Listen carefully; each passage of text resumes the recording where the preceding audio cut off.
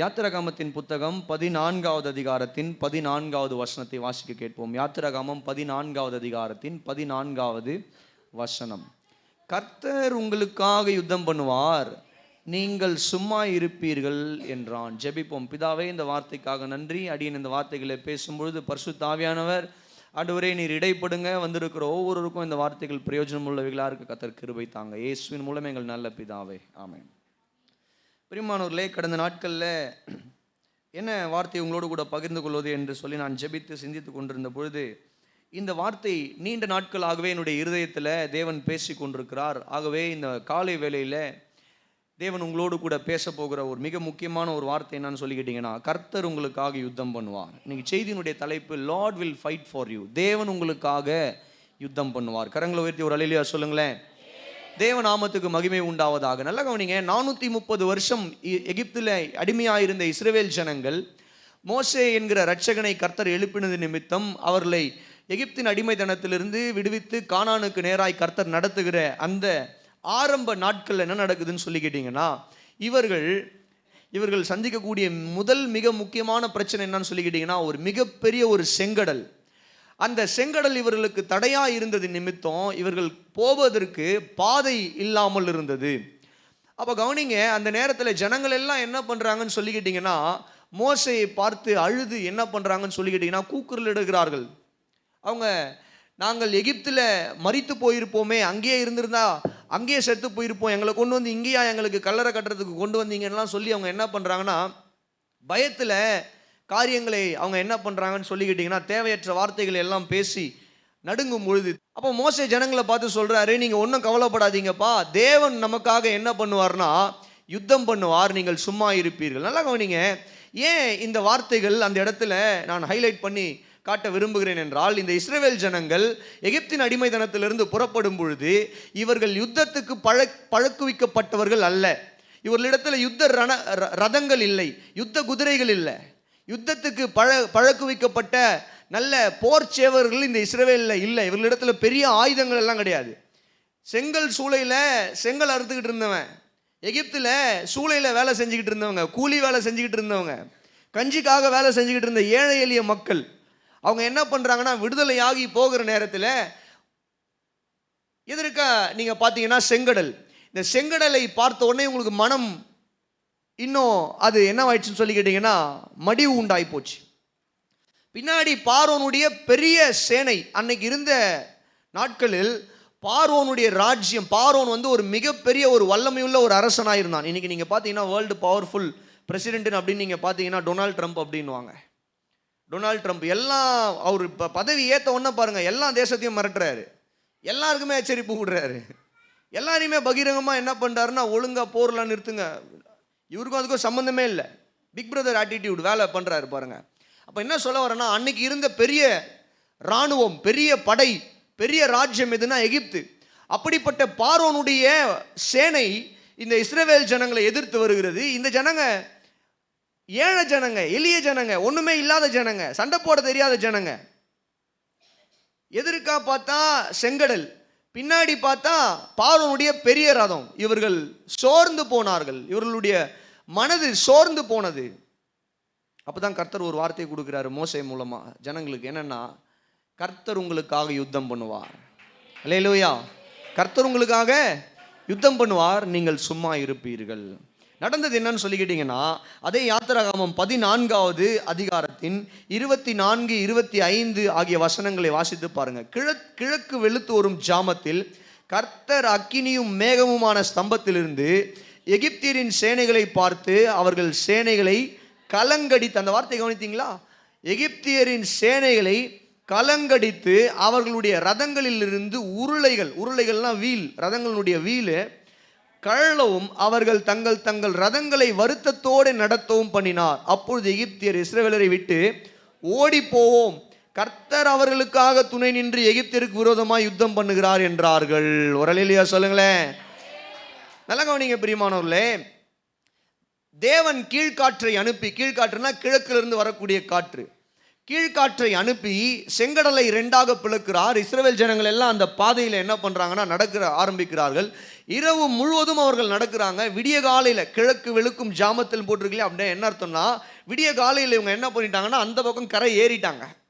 இப்போ தேவன் என்ன பண்றாருன்னு சொல்லி கேட்டீங்கன்னா, மேக ஸ்தம்பத்தில் இருந்த தேவன் இரவில் அக்கினி ஸ்தம்பத்தில் இஸ்ரவேலருக்கும் எகிப்தியருக்கும் இடையில் அவர் என்ன பண்றாருன்னா, எகிப்தியர்கள் இவர்களை மடங்கடிக்காதபடிக்கு ஒரு மிகப்பெரிய ஒரு ப்ரொடெக்ஷனா பாதுகாப்பாய் அவர் இருக்கிறார். இப்போ கவனிங்க, கிழக்கு வெளுக்கிற ஜாமத்தில் என்ன நடக்குதுன்னு சொல்லி கேட்டீங்கன்னா, தேவன் அக்கினி ஸ்தம்பத்திலிருந்து என்ன பண்றாருன்னா எகிப்தியருடைய சேனையை கலங்கடிக்கிறார். அந்த வார்த்தையை ரொம்ப அடிக்கோடணும். எகிப்தியருடைய சேனையை கலங்கடிக்கிறார்னா எப்படி கலங்கடிக்கிறாருன்னு சொல்லி பார்க்கும் பொழுது, அந்த இடத்துல பயங்கரமான வானத்திலிருந்து கேட்கக்கூடிய இடி சத்தங்கள், பயங்கரமான மின்னல்கள், அல்லேலூயா, பயங்கரமான காற்று ஒரு பக்கம், பயங்கரமான இடி, பயங்கரமான மின்னல்கள், இவைகள் எல்லாம் என்ன பண்ணுதுன்னு சொல்லிக்கிட்டீங்கன்னா எகிப்தியருடைய சேனைக்குள்ள ஒரு விதமான பயத்தையும் பதற்றத்தையும் உண்டு பண்ணுகிறது. அவர்கள் என்ன பண்றாங்கன்னா, ரதத்தை நடத்திட்டு போவோம்னு சொல்லி நடத்தும் பொழுது அவர்களுடைய ரதங்கள்ல இருக்கிற சக்கரங்கள் எல்லாம் கழன்று விழுகிறது, அவர்களுடைய குதிரைகள் அலறுகிறது. மின்னலின் ஒலியை பார்த்து இடியின் சத்தத்தை கேட்டு அவர்களுடைய ரதத்தை ஓட்டுகிற குதிரைகளும் மனிதர்களும் என்ன பண்றாங்கன்னு சொல்லிக்கிட்டீங்கன்னா கலங்கடிக்கப்படுகிறார்கள். அல்லேலூயா. இப்படியாய் தேவன் என்ன பண்றாருன்னு சொல்லிக்கிட்டீங்கன்னா, அந்த ஜனங்களை எகிப்தியரை அவர் என்ன பண்றாருன்னா, பார்வோனையும் பார்வோனுடைய சேனையும் அவர்களோடு கூட வந்த அத்தனை படை வீரர்களையும் தேவன் என்ன பண்றாருன்னா அவர் செங்கடலில் மூழ்கடித்து போடுகிறார். இஸ்ரவேலர்கள் ஒரு யுத்தமும் பண்ணல, ஒருத்தனும் பட்டயத்தை எடுக்கல, ஒருத்தனும் கேடகத்தை எடுக்கல, ஒருத்தனும் அம்பை எடுக்கல, ஒருத்தனும் என்ன பண்ணலன்னு சொல்லிக்கிட்டீங்கன்னா போய் சட்டையை பிடிச்சிட்டு என்ன பண்ணலன்னா சண்டை போடல. கர்த்தர் அவர்களுக்காக யுத்தம் பண்ணினார். கரங்களை உயர்த்தி ஒரு அல்லேலூயா சொல்லுங்களேன். இந்த காலை வேளையில் இந்த சம்பவம் முடிஞ்ச உடனே மோசே பாடுறாரு. அடுத்த அதிகாரத்தில் 15வது அதிகாரத்தின் 3வது வசனம் பார்த்தீங்கன்னா, கர்த்தர் யுத்தத்தில் வல்லவர், கர்த்தர் என்பது அவருடைய நாமம். அவர் சொல்றார், மோசே பாடும் பொழுது கர்த்தர் யுத்தத்தில் வல்லவர். ஒரு அல்லேலூயா சொல்லுங்களேன். தேவன் வல்லவர், இஸ் எ எக்ஸ்பர்ட். வல்லவர்னா அது எக்ஸ்பர்ட், வல்லவருங்க. அவர் எதில் வல்லவராம்? மோசே சொல்றாரு, கர்த்தர் யுத்தம் செய்வதில் வல்லவர். அல்லேலூயா. யுத்தம் செய்வதில் வல்லவர் யாரு? கர்த்தர். அதனாலதான் 24வது சங்கீதத்தில் ரொம்ப அற்புதமான ஒரு சங்கீதம். அதில் பார்க்கும்போது, வாசல்களே உங்கள் தலைகளை உயர்த்துங்கள், அனாதி கதவுகளே உயருங்கள், மகிமையின் ராஜா உட்பிரவேசிக்கிறார். யார் அந்த மகிமையின் ராஜா? அவர் சேனைகளின் கர்த்தர், வல்லமையுள்ள கர்த்தர், யுத்தத்தில் வல்லவரான கர்த்தர். அல்லேலூயா. கவனிங்க, தேவன் யுத்தத்தில் வல்லவர் என்று சொல்லும் பொழுது உங்களுக்கு 2 உதாரணத்தை பழைய ஏற்பாட்டில் புதிய ஏற்பாட்டில் இருந்து கொடுத்துட்டு முக்கியமான குறிப்புகளுக்குள்ள நான் உங்களை கொண்டு போக விரும்புகிறேன். பழைய ஏற்பாட்டில் இஸ்ரவேல் ஜனங்களுக்காக தேவன் எத்தனையோ யுத்தங்களை நடத்தினார். எத்தனையோ யுத்தங்களை நடத்தி இவர்களுக்கு விரோதமாய் வந்த எல்லா ராஜ்யங்களிடத்திலையும் அவர்களுக்கு விடுதலையை கொடுத்து கர்த்தர் என்ன பண்ணாருன்னு சொல்லிக்கிட்டீங்கன்னா வெற்றியை கொடுத்து இஸ்ரவேலை ஒரு தேசமாக நிலைநாட்டினார். அல்லேலூயா. அப்படியே நீங்கள் புதிய ஏற்பாட்டுக்கு வருவீங்க அப்படின்னா நல்லா கவனிங்க. இன்னைக்கு புதிய ஏற்பாட்டில் சபையில் யுத்தம் கிடையாது. நம்ம போய் யார்கிட்டயும் என்ன பண்ண போறதுன்னா கத்தி எடுத்து துப்பாக்கி எடுத்து சண்டை போட்டு என்ன பண்ண போறது இல்லைன்னா யுத்தம் பண்ண போறது கிடையாது. இயேசு கிறிஸ்துனுடைய நாட்கள்ல இயேசுவானவர் சிலுவையில் ஒரு யுத்தம் பண்ணாரு. என்ன யுத்தம்னு சொல்லி கேட்டீங்கன்னா, இந்த உலகத்துல பிசாசு அத்தனை மக்களை ஒட்டுமொத்த உலகத்தையுமே பாவம் சாபம் என்கிற இருள அடைத்து அவர்களை என்ன பண்றான்னா நரகத்தின் பிள்ளையாய் மாற்றி இருக்கிறான். ஆனால் ஆண்டவராகிய இயேசு கிறிஸ்து சிலுவையில் அவர் என்ன பண்றாருன்னா தன்னுடைய சொந்த ரத்தத்தை சிந்தி தன்னுடைய ஜீவனை கொடுத்து பிசாசுக்கு விரோதமாய் ஒரு பெரிய யுத்தத்தை செய்து, ஆவிக்குரிய யுத்தத்தை செய்து, உலகத்தின் பாவத்திலிருந்து, உலகத்தின் சாபத்திலிருந்து, நரக ஆக்கினையிலிருந்து அவர் என்ன பண்ணிருக்கிறாருன்னு சொல்லிக்கிட்டீங்கன்னா, இன்னைக்கு உங்களையும் என்னையும் விடுவித்து தேவனுடைய ராஜ்யத்தில் அவர் ராஜாக்களுமாய் ஆசாரியர்களுமாய் மாற்றி இருக்கிறார். ஒரு அல்லேலூயா சொல்லுங்களேன். அல்லேலூயா. அதனாலதான் பவுல் அப்போஸ்தலன் எழுதும் போது எழுதுறார், அவர் என்ன பண்ணார்னா சகல துரைத்தனங்களையும் அதிகாரங்களையும் உரிந்து சிலுவையில் என்ன பண்ணார்னா ஆணி அடிச்சார். ஆமென். அப்ப கவனிங்க, ஏன் இந்த காரியத்தை நான் சொல்றேன்னு சொல்லிக்கிட்டா, தேவன் யுத்தத்தில் வல்லவர். பழைய ஏற்பாட்டில் இஸ்ரவேலர்களுக்காக எழுத்தின்படியே யுத்தங்களை நடத்தினவர். புதிய ஏற்பாட்டில் பார்க்கிறோம், இன்னைக்கு சபை காலகட்டத்தில் பார்க்கிறோம், ஆண்டவர் சத்ருவினுடைய சகல கோட்டைகளையும் நிர்மூலமாக்கி, சதித்திட்டங்களை நிர்மூலமாக்கி ரட்சிப்பை நமக்கு சுதந்திரமாக வைத்திருக்கிறார். அல்லேலூயா, அல்லேலூயா. அப்போ தேவன் யுத்தத்தில் வல்லவர் என்பதை மிக அழுத்தமாய் ஆணித்தரமாய் அவர் எவ்வளவு பெரிய யுத்தத்தில் வல்லமை உள்ளவர் என்பதற்கு அடையாளமாய் இன்னைக்கு சிலுவை இருக்கிறது. சிலுவையில் ஆண்டவராகிய இயேசு கிறிஸ்து இந்த உலகத்தின் அதிபதியை என்ன பண்ணார்னா தோற்கடித்தார். இந்த உலகத்தின் அதிபதியினுடைய தலையை நசுக்கினார். யார் இந்த உலகத்தின் அதிபதி? பிசாசு, சாத்தான். சாத்தானுடைய தலையை இந்த சிலுவையில் நசுக்கினார். சாத்தானுடைய சகல அதிகாரங்களையும் சிலுவையில் அவர் பறித்து கொண்டார். அல்லேலூயா சொல்லுங்களேன். இந்த காலை வேளை நான் சொல்றேன், கர்த்தர் யுத்தத்தில் வல்லவர். அல்லேலூயா, கர்த்தர் யுத்தத்தில் வல்லவர். சரி கவனிங்க. அப்போ உங்களுக்கு இந்த காலை வேளையில ஒரு காரியம் புரிஞ்சிடுச்சு, கர்த்தர் யுத்தத்தில் வல்லவர். இந்த கர்த்தர் யுத்தத்தில் வல்லவர் இன்றைக்கும் அவர் நமக்காக யுத்தம் செய்கிறார். ஆமென். இன்றைக்கும் அவர் நமக்காக என்ன பண்றாரு? யுத்தம் செய்கிறார். இன்னைக்கும் அவர் நமக்காக என்ன பண்றாருன்னு சொல்லிக்கிட்டீங்கன்னா, அவர் வழக்காடுகிறார், யுத்தம் செய்கிற கர்த்தராக இருக்கிறார். பிரியமானவர்களே, உங்களுடைய வாழ்க்கையில நீங்கள் பலவிதமான சூழ்நிலைகளுக்குள்ளே கடந்து செல்லுகிறவர்களாக இருக்கலாம். பலவிதமான சூழ்நிலைகளை பிசாசு உங்களுக்கு விரோதமாய் கொண்டு வந்திருக்கலாம். நல்ல கவனிங்க. நான் எப்பவுமே சொல்லுவேன், மனிதர்கள் நமக்கு விரோதிகள், சத்துருக்கள் அல்ல. ஆனால் மனிதர்களை பிசாசு நமக்கு விரோதமாய் பயன்படுத்துவான். ஆண்டவர் சொல்லும்போது சொன்னார், உன் சத்துருக்களை சிநேகி, உன்னை சபிக்கிறவர்களையும் நிந்திக்கிறவர்களுக்காக ஜெபம் பண்ணி அவர்களை ஆசீர்வதின்னு சொன்னார். அப்போ மனிதர்கள் நம்முடைய எதிரிகள் அல்ல, விரோதிகள் அல்ல, அவர்கள் நம்முடைய சத்துருக்கள் அல்ல. ஆனால் மனிதர்களை சில வேளையில் நாம் வசிக்கிற பகுதிகளிலையா இருக்கலாம், அல்லது நம்ம வேலை செய்கிற இடத்துலையா இருக்கலாம், அல்லது நம்முடைய ஊழியங்கள்லையா இருக்கலாம், அல்லது நம்முடைய குடும்பங்கள்லையா இருக்கலாம், பிசாசு என்ன பண்ணுவான்னு சொல்லி கேட்டீங்கன்னா, மனிதர்களை நமக்கு விரோதமாய் பயன்படுத்துவான். புரியுதுங்களா? நல்லா புரிந்து கொள்ளணும். புதிய ஏற்பாட்டில் கூட நம்ம வாசிக்கிறோம், பிசாசு யூதாசுக்குள் புகுந்தான். யூதாசுக்குள், அது வரைக்கும் யூதாசு இயேசு கிறிஸ்துவனுடைய சீஷனாக இருந்தான். 3 வருடம் இயேசுவோடு கூட வாழ்ந்தவன். பிசாசு அவனுக்குள்ள புகுந்த உடனே அவனுடைய தாட் ப்ராசஸ் மாறுது, அவனுடைய சிந்தனை களம் மாறுது, வேறுபடுது. பேதுருவும் கூட நீங்க பார்த்தீங்கன்னா இயேசுவோடு கூடவே இருந்த ஒரு மனிதன் தான். ஆனால் ஒரு கட்டத்தில் என்ன பண்றாருன்னா, பேதுரு, ஆண்டவர் சொல்றாரு, நான் சிலுவையில் மரிக்க போறேன், தன்னுடைய மரணத்தை குறித்து பேசும்பொழுது, ஐயோ அப்படிலாம் நடக்கக்கூடாது அப்படின்னு சொல்லும்போது ஆண்டவர் சொல்றாரு, அப்பாலே போ. யாரை பார்த்து சொன்னாரு? பேதுருவை பார்த்து சொன்னாரு. அப்ப கவனிங்க, பேதுரு பிசாசு கிடையாது. ஆனா பிசாசு பேதுருக்குள்ள ஒரு சில சூழ்நிலைகள்ல புகுந்து என்ன பண்ணானா கிரியை செய்தான். அப்ப இந்த காலையில் நல்லா புரிந்து கொள்ளுங்க. நீங்க வசிக்கிற பகுதியில், அல்லது உங்களுடைய வேலை ஸ்தலங்கள்ல, அல்லது உங்களுடைய பிஸ்னஸ்ல, அல்லது உங்களுடைய வாழ்க்கையில, குடும்பத்தில் மனிதர்கள் உங்களுக்கு எதிரிகள் அல்ல. ஆனால் மனிதர்களை பிசாசு நமக்கு எதிராய் பயன்படுத்துகிறான். நல்லா புரிந்து கொள்ளணும்.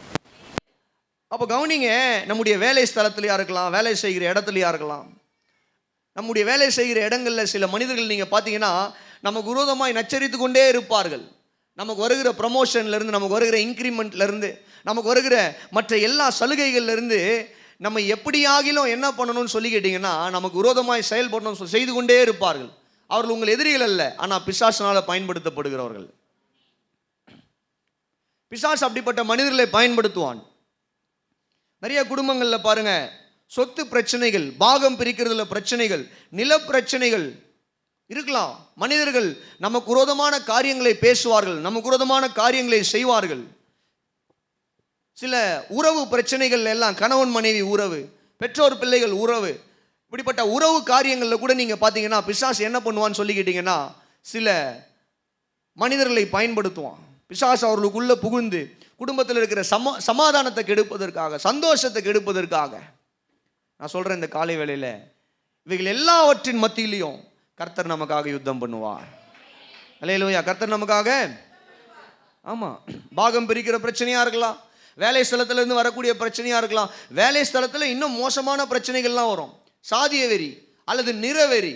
அவன் கருப்பன், அவன் கருப்பா இருக்கிறான், அவனை என்ன பண்ணணும்னா ஏதாவது பண்ணிக்கிட்டே இருங்க, டார்கெட் பண்ணிக்கிட்டே இருங்க.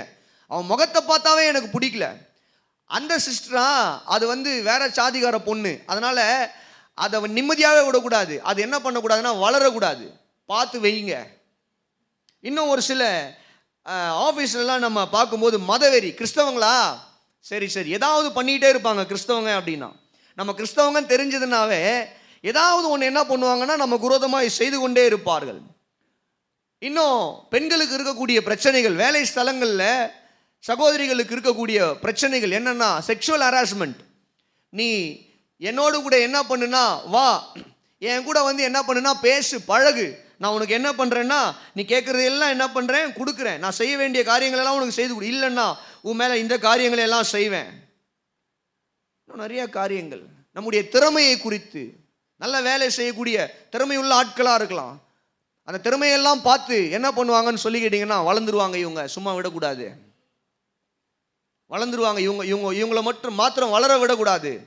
பல காரியங்களை பிசாசு என்ன பண்ணுவான்னு சொல்லி கேட்டீங்கன்னா, மனிதர்கள் மூலமாக அவன் நடப்பிப்பான். இந்த காலை வேளையில் நான் சொல்றேன், எப்படிப்பட்ட காரியங்கள் நம்முடைய வாழ்க்கையில், குடும்பத்தில் இருக்கிற பிரச்சனைகளா இருக்கலாம், கணவன் மனைவிக்குள்ள இருக்கிற பிரச்சனைகளா இருக்கலாம், அல்லது வேலை ஸ்தலத்தில் நீங்க பிரச்சனை எதிர்கொள்ளலாம். மனிதர்கள் மூலமாக நீங்க வசிக்கிற பகுதியில் பிரச்சனை எதிர்கொள்ளலாம். உங்களுடைய பிசினஸ்ல, உங்களுடைய உறவினர்கள் மத்தியில், உங்களுடைய சொத்து விஷயத்துல, பல காரியங்கள்ல பிசாசு சாத்தான் உங்களுக்கு விரோதமா என்ன பண்ணலாம்னு சொல்லிக்கிட்டீங்கன்னா, மனிதர்களை எழுப்பி அவன் உங்களை கலங்கடித்து கொண்டிருக்கலாம். இந்த காலை வேளையில் நமக்கு வருகிற தேவனுடைய வார்த்தை என்னன்னு சொல்லிக்கிட்டீங்கன்னா, கர்த்தர் உங்களுக்காக யுத்தம் பண்ணுவார். கரங்களை உயர்த்தி ஒரு அல்லேலூயா சொல்லுங்க. கர்த்தர் உங்களுக்காக யுத்தம் பண்ணுவார். கர்த்தர் உங்களுக்காக யுத்தம் பண்ணுவார். ஆமென். எத்தனை பேர் நம்புறீங்க கர்த்தர் எனக்காக யுத்தம் பண்ணுவார்? எல்லாம் சொல்லுங்க, கர்த்தர் எனக்காக யுத்தம் பண்ணுவார். கர்த்தர் எனக்காக வழக்காடுவார். ஆமென். நீங்க போய் பேசி சில நேரத்தில் நடக்காத காரியங்கள்லாம் கர்த்தர் இறங்கி வழக்காடும் போது நடக்கும். நீங்க சொல்லி திருந்தாத மனிதர்கள் எல்லாம் கர்த்தர் யுத்தம் பண்ணும் போது திருந்துவாங்க. அல்லேலூயா. நீங்க முயற்சி எடுத்து நடக்காத காரியங்கள் எல்லாம் கர்த்தர் இறங்கி அவர் கிரியை செய்யும் போது நடக்கும். ஆமென். காலை வேளையில ஒரு 3 காரியங்களை சுருக்கமாக எங்களோடு கூட பகிர்ந்து கொள்ள விரும்புகிறேன். கர்த்தர் உங்கள் பட்சத்தில் உங்களுக்காக யுத்தம் செய்ய வேண்டுமானால் ஒரு 3 காரியங்கள். அல்லேலூயா. தேவன் யாருக்காக யுத்தம் பண்ணுகிறார்? தேவன் யாருடைய பட்சத்தில் யுத்தம் பண்ணுகிறார்? 3 காரியம். முதல் காரியம், God will fight for his people. தேவன் தம்முடைய ஜனங்களுக்காக யுத்தம் பண்ணுகிறவராய் இருக்கிறார். ஒரு அல்லேலூயா சொல்லுங்களேன். தேவன் யாருக்காக யுத்தம் பண்றாரு சொல்லுங்க? தம்முடைய ஜனங்களுக்காக தேவன் யுத்தம் பண்ணுகிறவராய் இருக்கிறார். நீங்கள் வேதத்தில் வாசித்து பார்ப்பீர்களானால் ஒரு 3 அல்லது 4 வசனங்களை நான் காண்பிக்கிறேன் உங்களுக்கு இந்த சத்தியம் புரிய வைப்பதற்காக. உபாகமம் 1வது அதிகாரத்தின் 30வது வசனம். உபாகமம் 1வது அதிகாரத்தின் 30வது வசனம். உங்களுக்கு முன் செல்லும் உங்கள் தேவனாகிய கர்த்தர் தாமே எகிப்தில் உங்களோடு இருந்து உங்கள் கண்களுக்கு முன்பாக செய்தவை எல்லாவற்றை போலவும் வனாந்திரத்தில் செய்து வந்தது போலவும் உங்களுக்காக யுத்தம் பண்ணுவார். ஆமென். அல்லேலூயா சொல்லுங்க. 3வது அதிகாரம், அதே உபாகமம் 3வது அதிகாரத்தின் 22வது வசனத்தை வாசித்து பார்ப்பீர்களானால் அந்த இடத்துல வாசிங்க. அவர்களுக்கு பயப்படுவீர்களாக, உங்கள் தேவனாகிய கர்த்தர் தாமே உங்களுக்காக என்ன பண்ணுவாரு? யுத்தம் பண்ணுவார் என்று சொன்னேன். 20வது அதிகாரத்துக்கு வாங்க. உபாகமம் 20வது அதிகாரத்தின் 4வது வசனம். உபாகமம் 20வது. உங்களுக்காக உங்கள் சத்துருக்களோடு யுத்தம் பண்ணவும் உங்களை ரட்சிக்கவும் உங்களோடு கூட போகிறவர் உங்கள் தேவனாகிய கர்த்தர் என்று சொல்ல வேண்டும். ஒரு அல்லேலூயா சொல்லுவீங்களா? இப்போ யோசுவாவின் புத்தகத்துக்கு வரும். யோசுவா 10வது அதிகாரத்தில் 10வது அதிகாரம் முழுவதுமே நிறைய யுத்தங்களை பார்க்கிறோம். யோசுவா செய்த அநேக யுத்தங்கள், பல யுத்தங்களை பார்க்கிறோம். அதில் 10வது அதிகாரத்தின் 42வது வசனத்தை வாசிக்கும் பொழுது, அந்த ராஜாக்கள் எல்லாரையும் அவர்கள் தேசத்தையும் யோசுவா ஒருமிக்க பிடித்தான். இஸ்ரவேலின் தேவனாகிய கர்த்தர் இஸ்ரவேலுக்காக யுத்தம் பண்ணினார். எப்படியா? இஸ்ரவேலின் தேவனாகிய கர்த்தர், சொல்லுங்க, சத்தமா சொல்லுங்க, இஸ்ரவேலுக்காக என்ன பண்ணினார்? யுத்தம் பண்ணினார். 23வது அதிகாரத்துக்கு வருவீர்களானால் யோசுவா 23வது அதிகாரத்தின் 3வது வசனத்தை, உங்கள் தேவனாகிய கர்த்தர் உங்களுக்கு முன்பாக இந்த சகல ஜாதிகளுக்கு செய்த யாவையும் நீங்கள் கண்டீர்கள். உங்கள் தேவனாகிய கர்த்தர் தாமே உங்களுக்காக யுத்தம் பண்ணினார். இந்த மாதிரி எத்தனை வசனம்? 100 வசனம் காட்டுமா? நான் காட்டுவேன். ஒரு அல்லேலூயா சொல்லுங்க. What is my point? என்னுடைய கருத்து என்ன? தேவன் நம்ம கிட்ட சொல்ல வர செய்தி என்ன? இந்த வசனங்கள் மூலமாக இஸ்ரவேலின் கர்த்தர் தாமே தம்முடைய ஜனங்களுக்காக என்ன பண்ணாருன்னு சொல்லி கேட்டீங்கன்னா, யுத்தம் பண்ணினார். அப்படின்னும் போது அதனுடைய அர்த்தம் என்னன்னா, தேவன் யாருக்காக யுத்தம் பண்ணுகிறார்? தேவன் இஸ்ரவேலருக்காக யுத்தம் பண்ணுகிறார். தம்முடைய ஜனங்களுக்காக யுத்தம் பண்ணுகிறார். ஆமென். தேவன் நமக்காக யுத்தம் பண்ண வேண்டுமானால் நல்லா கவனிங்க, நாம் தேவனுடைய ஜனங்கள் என்கிற அடையாளத்தோடு இந்த பூமியில வாழ வேண்டும். அல்லேலூயா சொல்லுங்க. நாம் தேவனுடைய ஜனங்கள், நான் தேவனுடைய ஜனமாய் இருக்கிறேன், நான் தேவனுடைய பிள்ளையாய் இருக்கிறேன், நான் தேவனால் தெரிந்து கொள்ளப்பட்டவனாய், தேவனால் அழைக்கப்பட்டவனாய் இருக்கிறேன், என் மேல தேவன் ஒரு முத்திரையை குத்தி இருக்கிறார், நான் தேவனுக்குரியவன் என்கிற ஒரு முத்திரையை குத்தி என்னை தேவனுக்குரியவனாய் இந்த பூமியில வைத்திருக்கிறார் என்கிற அடையாளத்தோடு நாம் இந்த பூமியில வாழும் பொழுது தேவன் நமக்காக யுத்தம் பண்ணுவார். அல்லேலூயா. இப்போ what is mean by God fight for his people நான் சொல்ல வரேன்னு சொல்லிக்கிட்டீங்கன்னா, தேவன் தம்முடைய ஜனங்களுக்காக யுத்தம் பண்ணுவார் என்று சொல்லும் பொழுது நாம் தேவனால தெரிந்து கொள்ளப்பட்டவர்களாய் இந்த பூமியில வாழணும். அல்லேலூயா. கடந்த நாட்கள்ல ஒரு சில நாட்களுக்கு முன்பதாக ஒரு மனிதரை நான் சந்திக்க நேரிட்டது. அதாவது கிறிஸ்தவத்தில் அவருடைய பேர் நான் சொல்ல விரும்பல, ஒரு பெரிய மியூசிக் டைரக்டர். அவர் அநேக கிறிஸ்தவ பாடல்களுக்கு காஸ்பல் மியூசிக் டைரக்டர், ஒரு பெரிய மியூசிக் டைரக்டர். நம்ம ஃபாதர் பெர்க்மன்ஸ் ஐயா இருக்கிறார் இல்லையா, அவருடைய பாடல்களுக்கெல்லாம் இசையமைத்த ஒரு நபர். அவரோடு கூட கிட்டத்தட்ட ஒரு 20-25 நிமிடம் நேரம் செலவிட்டு நான் பேசிகிட்டு இருந்தேன். நம்முடைய ஊழியங்களை குறித்து, அவர் செய்கிற காரியங்களை குறித்து, அவருக்கு இருக்கிற அந்த வேதனைகள் எல்லாம், ஊழியத்தில் இருக்கிற வேதனைகள் எல்லாம் அவர் சொல்லிக்கிட்டு இருந்தப்போ, அப்போது ஒரு காரியம் அவர் சொன்னார். என்ன சொன்னார்? பிரதர் பாஸ்டர், நான் ஒரு மியூசிக் ஸ்கூல் ஆரம்பிச்சிருக்கிறேன், அதில் சினிமா பாடல்களை சொல்லிக் கொடுக்கக்கூடாது அப்படின்னு தீர்மானம் பண்ணி தேவனுடைய பாடல்கள் மட்டும்தான், காஸ்பல் சாங் மட்டும்தான் சொல்லிக் கொடுக்குறோம் அப்படின்னு சொன்னப்போ நான் என்ன பண்ணேன்னா, இன்றைக்கி இருக்கிற நிறைய கிறிஸ்தவ இசைக்கலைஞர்கள், பெரிய பெரிய கான்சர்ட்டில் வாசிக்கிறவங்களுடைய பேர்லாம் சொல்லி அவர்களெல்லாம் பார்க்கும்போது எனக்கு வேதனையாக இருக்குது. ஏன்னு சொல்லி கேட்டிங்கன்னா, அவங்க என்ன பண்ணுறாங்கன்னா, தேவனுடைய ஆலயத்துலேயும் வாசிக்கிறாங்க, தேவனுடைய ஆலயத்துலேயும் ஞாயிற்றுக்கிழமைனா வாசிக்கிறாங்க, அடுத்த 6 நாட்கள் போய் எங்கே வாசிக்கிறாங்கன்னு சொல்லி கேட்டிங்கன்னா, உலக பிரகாரமான சினிமா காரியங்களுக்கும் சினிமா கான்சர்ட்டில் என்ன பண்ணுறாங்கன்னா வாசிக்கிறாங்க அப்படின்னு சொல்லும் போது அவர் சொல்கிறாரு, இவைகளை குறித்து நானும் அவர்களோடு கூட எத்தனையோ முறை பேசி இருக்கிறேன். 6 நாட்கள் உலக பிரகாரமாக சினிமாவுக்காக வாசித்து விட்டு 6 நாட்களும் ஜனங்களை உலகத்துக்கு நேராக, நரகத்துக்கு நேராக நடத்திட்டு கடைசியாக ஒரு நாள் ஞாயிற்றுக்கிழமை தேவனுக்காக வாசித்தா என்ன நியாயம்? 6 நாள் ஜனங்களை இருளில் நடத்திடுவாங்களாம், 7வது நாள் எல்லாம் வெளிச்சத்துக்கு வாங்கன்னு கூப்பிடுவாங்களாம். அவர் சொல்கிறாரு என்கிட்ட, ரொம்ப வேதனை பாஸ்டர் இது. அதனால தான் நான் நிறையா காரியங்களை இப்போ என்ன பண்ணிட்டேன்னு சொல்லி கேட்டிங்கன்னா, இவைகள் எல்லாம் நடக்கிறத பார்த்த உடனே நான் இன்னும் நிறைய காரியங்களை ஸ்டாப் பண்ணிட்டேன், விட்டுட்டேன். நான் இவைகளெல்லாம் செய்ய வேணாம், தேவனுக்கு விரோதமான காரியங்களை எல்லாம் செய்ய வேணாம், கர்த்தருக்கு உகந்த காரியங்களை மாத்திரம் செய்வோம் அப்படின்னு சொல்லிட்டு. அப்போ நான் சொன்னேன் ஒரு இடத்துல, பிரதர் 2 கூட்டம் இருக்கிறாங்க கிறிஸ்தவத்தில் தூங்கிட்டீங்களா சொல்லுங்க. 2 கூட்டமாக பிரிக்கலாம். ஒரு கூட்டம் என்னன்னு சொல்லிக்கிட்டீங்கன்னா, கிறிஸ்தவர்கள் என்கிற அடையாளத்தோடு தான் இந்த பூமியில் வாழ்வார்கள், ஆனால் அவர்கள் கிறிஸ்தவர்கள் அல்ல. கிறிஸ்தவர்கள் என்கிற அடையாளத்தோடு இந்த பூமியில் என்ன பண்ணுவாங்க? சொல்லுங்க, வாழ்வாங்க.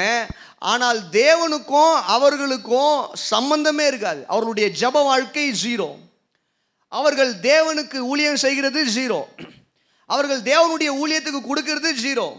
அவங்க தேவனுடைய சுவிசேஷத்தை மக்களுக்கு கொண்டு செல்வது 0. அவங்க சபைக்கு வருவது 0. அவங்க தேவனை பாடி ஆராதிப்பது 0. எல்லாத்துலேயும் 0 தான் இருக்கும். 0 இருக்கும். ஆனால் வெளியே உலகத்துக்கு அவர்கள் தங்களை கிறிஸ்தவர்களாக அடையாளப்படுத்தி கொள்வார்கள். இது ஒரு கூட்டம். 2வது ஒரு கூட்டம் இருக்குது. என்ன கூட்டம்னா, சபைக்கு வருவாங்க, தேவனுடைய ஆலயத்தில் தேவனை ஆராதிப்பார்கள், தேவனை தேடுவார்கள், ஆனால் உலக பிரகாரமான வாழ்க்கை தான் வாழ்ந்துக்கிட்டு இருப்பாங்க. புரியுதா உங்களுக்கு? ஒரு கூட்டம் தேவனையே தேட மாட்டாங்க, எல்லாத்துலேயுமே 0. ஆனால் கிறிஸ்தவர்கள் என்கிற அடையாளத்தோடு தான் வாழ்ந்துக்கிட்டு இருப்பாங்க. அவங்கள எங்கே பார்த்தாலும் அவர் கிறிஸ்தவர் அப்படின்னு சொல்லுவாங்க. ஆனால் ஜெபிக்க மாட்டார், பாட மாட்டார், கர்த்தரை துதிக்க மாட்டார், எந்த ஒரு காரியமும் இருக்காது. ஆவிக்குரிய வாழ்க்கையில் ஒட்டுமொத்தமாக ஒரு பெரிய முட்டை போட்டுடலாம். இன்னொரு கூட்டம் சபைக்கு வருவாங்க, பாடுவாங்க, ஆராதிப்பாங்க, ஜெபம் பண்ணுவாங்க, எல்லாம் பண்ணுவாங்க. ஆனால் ஞாயிற்றுக்கிழமை மட்டும்தான் அதை பண்ணுவாங்க. அடுத்த 6 நாளும் நீங்கள் பார்த்தீங்கன்னா அவங்க எப்படிப்பட்ட ஒரு வாழ்க்கை வாழ்வாங்கன்னா, உலக பிரகாரமான ஒரு வாழ்க்கையை வாழ்வாங்க. சபைக்குள்ளே தான் இருப்பாங்க, ஆனால் உலக பிரகாரமாய் வாழ்கிறவர்களாக இருப்பாங்க. 3வது ஒரு கூட்டம் இருக்குது.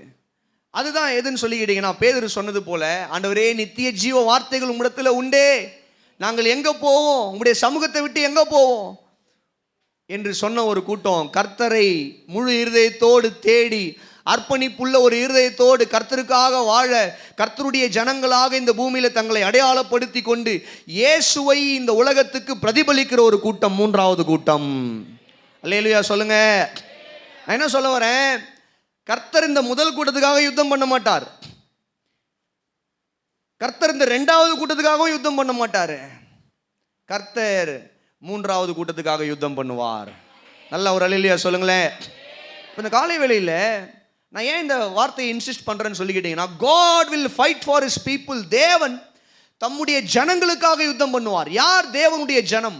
யார் தேவனுடைய ஜனம்? இன்னைக்கு இயேசு கிறிஸ்துவின் இரத்தத்தால கழுவப்பட்டு சபையில இணைக்கப்பட்டு சத்தியத்தில் வளர்ந்து ஆண்டவராகிய இயேசு கிறிஸ்துவை இந்த பூமிக்கு தங்களுடைய வாழ்க்கையின் மூலமாக, தங்களுடைய செயல்கள் மூலமாக, தங்களுடைய வார்த்தையின் மூலமாக வெளிப்படுத்துகிறவர்கள் தான் தேவனுடைய கூட்டமாய், தேவனுடைய ஜனங்களாய் இருக்கிறார்கள். அல்லேலூயா, சத்தமா சொல்லுங்களேன். அப்ப அப்படிப்பட்ட ஜனத்துக்காக கர்த்தர் என்ன பண்ணுவார்னா யுத்தம் பண்ணுவார். ஆமென். அல்லேலூயா சொல்லுங்க. கர்த்தர் நல்லவராக இருக்கிறார். உள்ள வரலாம், வெளியே உட்காந்துருக்காங்க பாருங்க, உள்ள வந்து உட்காரலாம். சிஸ்டருங்கெல்லாம் இடம் இருக்குது, தாராளமாக வாங்க. இந்த பக்கம் கூட உட்கார வைங்க. தம்பி போங்கப்பா, சில சின்ன பிள்ளைங்க முன்னாடி வந்துருங்கப்பா, பின்னாடி வரவங்களுக்கு இடம் கொடுங்க.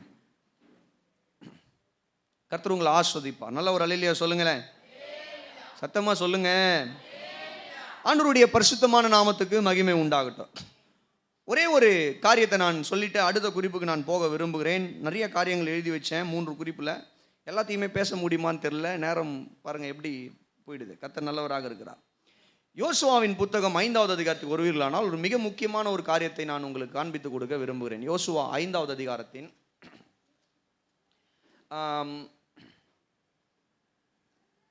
யோசுவா எடுத்துட்டீங்களா? 5வது அதிகாரத்தின் 12வது வசனத்திலிருந்து நம்ம என்ன பண்ணலாம்னு சொல்லிக்கிட்டீங்கன்னா 13ல இருந்து வாசிப்போம். பின்னும் யோசுவா எரிகோவின் வெளியிலிருந்து தன் கண்களை ஏறெடுத்து பார்க்கும் பொழுது, இதோ ஒருவர் அவனுக்கு எதிரே நின்றார். உருவின பட்டயம் அவர் கையில் இருந்தது. யோசுவா அவரிடத்தில் போய், நீர் எங்களை சேர்ந்தவரோ எங்கள் சத்துருக்களை சேர்ந்தவரோ என்று கேட்டான். அதற்கு அவர், அல்ல, நான் கர்த்தருடைய சேனையின் அதிபதியாய் இப்பொழுது வந்தேன் என்றார். அப்பொழுது யோசுவா தரையிலே முகங்குப்புற விழுந்து பணிந்து கொண்டு அவரை நோக்கி, என் ஆண்டவர் தமது அடியேனுக்கு சொல்லுகிறது என்னவென்று கேட்டான். அப்பொழுது கர்த்தருடைய சேனையின் அதிபதி யோசுவாவை நோக்கி, உன் கால்களில் இருக்கிற பாதரட்சைகளை கழற்றி போடு, நீ இருக்கிற இடம் பரிசுத்தமானது என்றார். யோசுவா அப்படியே செய்தான். ஒரு அல்லேலூயா சொல்லுங்களேன். எரிகோவின் சம்பவம் நமக்கு எல்லாருக்குமே தெரியும். இந்த எரிகோ அவர்கள் சுற்றி வந்து விழுவதற்கு முன்பதாக, தேவன் அந்த அற்புதத்தை செய்வதற்கு முன்பதாக ஜனங்கள் எல்லாம் என்ன பண்றாங்கன்னா, தங்களை பரிசுத்தப்படுத்தி கொண்டு விருத்த சேதனம் செய்யாதவர்கள் எல்லாம் விருத்த சேதனம் செய்து தங்களை பாளையத்தை தங்களை பரிசுத்தம் பண்ணி கொள்ளுகிறார்கள். அப்போ இந்த யோசுவா என்ன பண்றாருன்னா, எரிகோ எப்படிப்பட்ட ஒரு பட்டணமா இருக்கிறது என்பதை பார்ப்பதற்காக அவர் என்ன பண்றாருன்னு சொல்லி கேட்டீங்கன்னா, அவர் போய் என்ன பண்றாருன்னா அந்த எரிகோ பட்டணத்தை அவர் பார்க்கிறார். ஒரு அல்லேலூயா சொல்லுங்களேன். அந்த எரிகோ பட்டணம் எப்படி இருக்குதுன்னு சொல்லி அவர் ஏதோ ஒரு முக்கியமான இடத்துல நின்று என்ன பண்றாருன்னு சொல்லிக்கிட்டீங்கன்னா, அந்த பட்டணத்தை குறித்து பார்க்கிறார். எப்படி இருக்குது இந்த பட்டணத்தை, தேவன் எப்படி நம்ம கையில ஒப்பு கொடுக்க போகிறாருன்னு சொல்லி பார்க்கும் பொழுது யோசுவாவுடைய கண்களுக்கு ஒரு காரியம் புலம்படுகிறது. என்னன்னு சொல்லிக்கிட்டீங்கன்னா, உருவின பட்டயத்தை உடைய ஒருவர் என்ன பண்றாருன்னு சொல்லிக்கிட்டீங்கன்னா நிற்கிறதை பார்க்கிறார். அல்லேலூயா. யோசுவாவுக்கு எதிரே இந்த யோசுவா எரிகோவை பார்க்கறதுக்கு போறாரு. அந்த இடத்துல உருவின பட்டயத்துடைய ஒருவர் நிற்பதை யோசுவா கண்டு அவரிடத்துல போயிட்டு என்ன பண்றாருன்னா கேட்கிறாரு. என்ன கேட்கிறாரு? ஐயா ஆண்டவனே, நீங்க எங்க பக்கமா இல்ல அவங்க பக்கமா, எரிகோ பக்கம் இருந்து யுத்தம் பண்ண போறீங்களா, இல்ல எங்க பக்கத்துல இருந்து எங்களுக்காக யுத்தம் பண்ண போறீங்களா அப்படின்னு சொல்லி கேட்கும்பொழுது அவர் சொல்றாரு, அதற்கு அவர் சொல்றாரு, அல்ல, நான் கர்த்தருடைய சேனையின் அதிபதியாய் இப்பொழுது வந்தேன் என்றார். அல்லேலூயா. நல்லா கவனிங்க. வந்தவர் யாருன்னு சொல்லிக்கிட்டீங்கன்னா கர்த்தர். அல்லேலூயா. வந்தவர் யாருன்னு சொல்லிக்கிட்டீங்கன்னா, அதாவது பழைய ஏற்பாட்டில் தியோஃபனி அப்படின்வாங்க. அப்படின்னா கர்த்தராகிய இயேசு கிறிஸ்துவினுடைய வெளிப்பாடு. அது என்னன்னு சொல்லி கேட்டீங்கன்னா, கர்த்தருடைய தூதனானவர். எங்கெல்லாம் பழைய ஏற்பாட்டில் கர்த்தருடைய தூதனானவர்னு வருதோ அங்கெல்லாம் இயேசு கிறிஸ்துவினுடைய திருவெளிப்பாடு, மாம்சீக அதாவது புதிய ஏற்பாட்டில் மாம்சத்தில் வெளிப்பட்டார். பழைய ஏற்பாட்டில் அவர் என்ன பண்ணாருன்னு சொல்லிக்கிட்டீங்கன்னா கர்த்தருடைய தூதனானவராய் வெளிப்பட்டார். ஒரு இல்லையா சொல்லுங்களேன். அப்போ கவனிங்க, இந்த இடத்துல கர்த்தர் என்ன பண்றாருன்னா அவர் யோசுவாவுக்கு வெளிப்பட்டு ஒரு காரியத்தை சொல்றார். யோசுவா கேட்ட உடனே நீ எங்காலா அவங்காலா அப்படின்னு கேட்கிறார் யோசுவா. அதுக்கு அவர் சொல்றாரு, அல்ல, நான் யாரு பக்கத்துல இருந்தோம் என்ன பண்ண வரல, உன் பக்கத்துல இருந்து யுத்தம் பண்றதுக்கெல்லாம் வரல.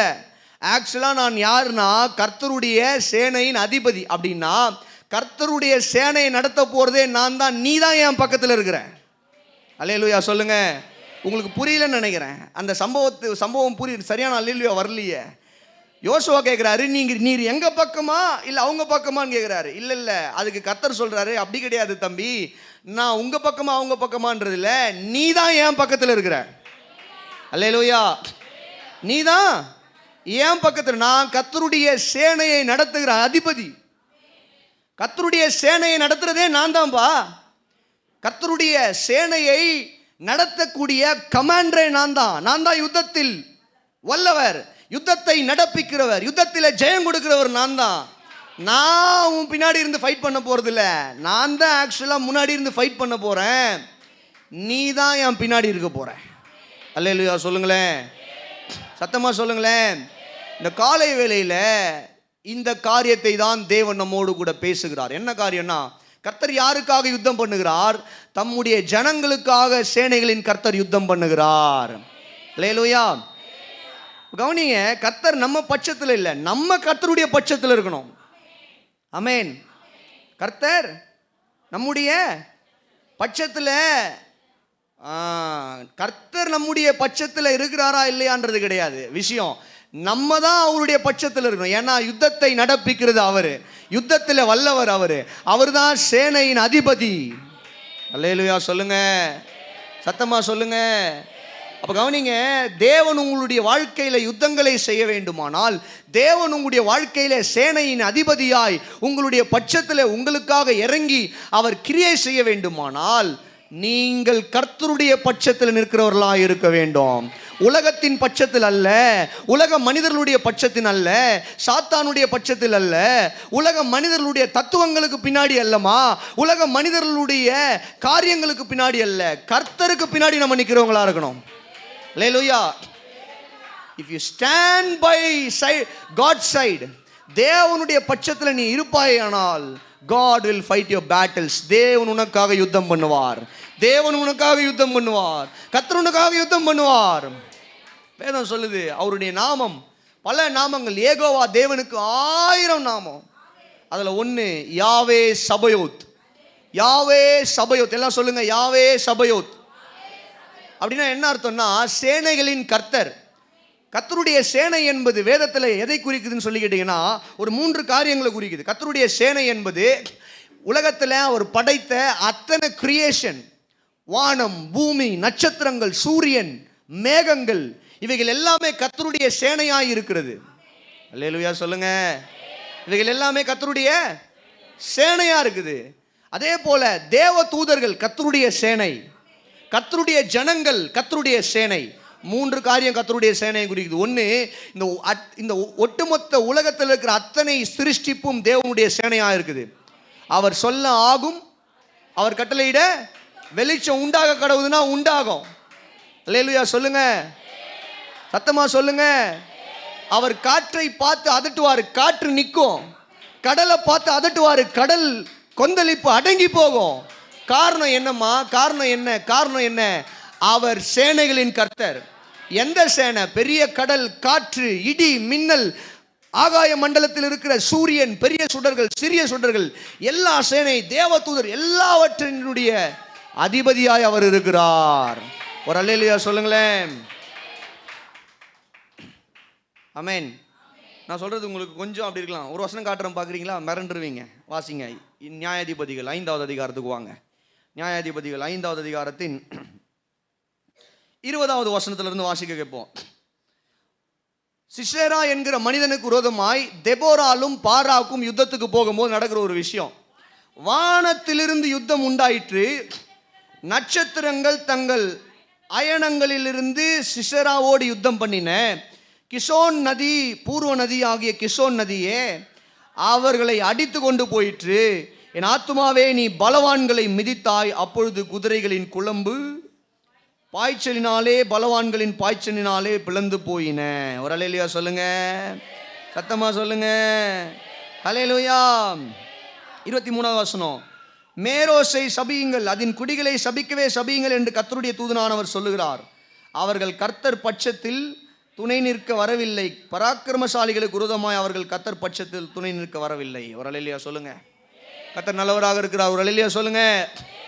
இந்த சம்பவம் நீங்க பாத்தீங்கன்னா, கானானின் ராஜாவாகிய ஜபின் என்கிற ஒரு மனிதன், அவனுடைய படைத்தளபதியாகிய சிசேரா என்ன பண்றான்னு சொல்லி கேட்டீங்கன்னா, இஸ்ரவேலருக்கு விரோதமாய் அவர்கள் யுத்தத்துக்கு வரும்பொழுது நடக்கிற ஒரு காரியத்தை நம்ம பார்க்கிறோம்.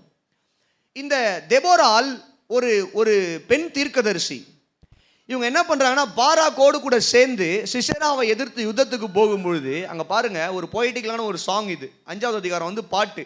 4வது அதிகாரத்துல தான் யுத்தம் நடந்ததை பார்க்கிறோம். 4வது அதிகாரத்துல ரொம்ப சிம்பிளா கர்த்தர் என்ன பண்ணார்னா, சிசேராவின் மீது சிசேராவினுடைய படைகளை அவர் கலங்கடித்தார், வெற்றி கொடுத்தார்னு சிம்பிளா முடிஞ்சிருச்சு. ஆனா 5வது அதிகாரம் பாட்டுல தான் தெபோரால் என்ன பண்றாங்கன்னா, அதை எக்ஸ்பிளைன் பண்றாங்க. தேவன் எப்படி வெற்றி கொடுத்தாருன்னு சொல்லி பார்க்கும்போது, வானத்திலிருந்து யுத்தம் உண்டாயிற்று, நட்சத்திரங்கள் சண்டையிட்டன.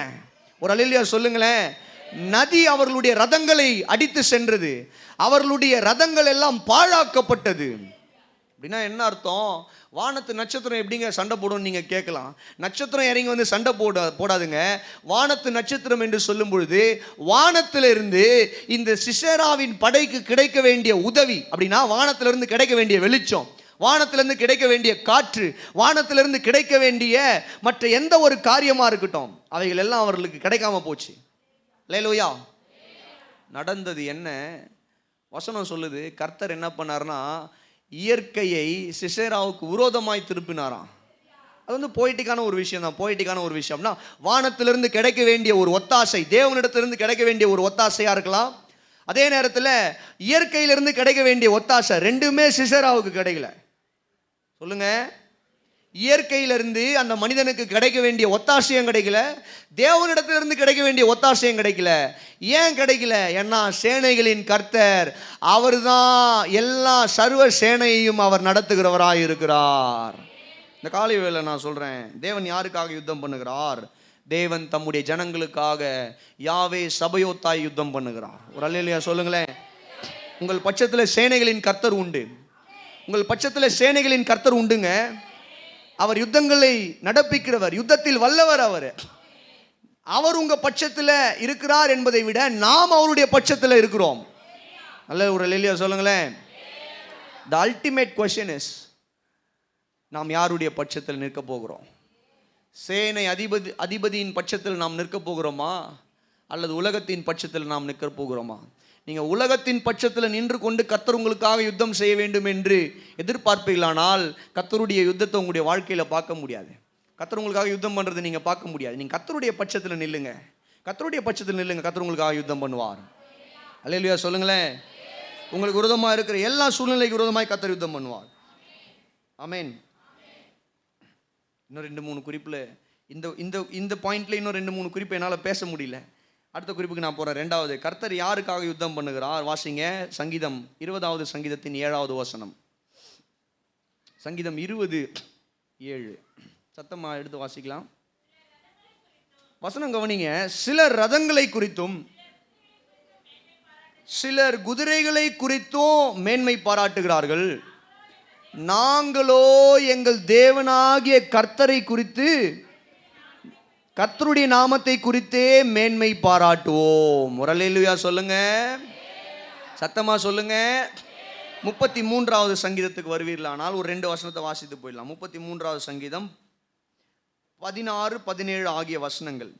எந்த ராஜாவும் தன் சேனையின் மிகுதியால் ரட்சிக்கப்படான், சௌரியவானும் தன் பலத்தின் மிகுதியால் தப்பான்.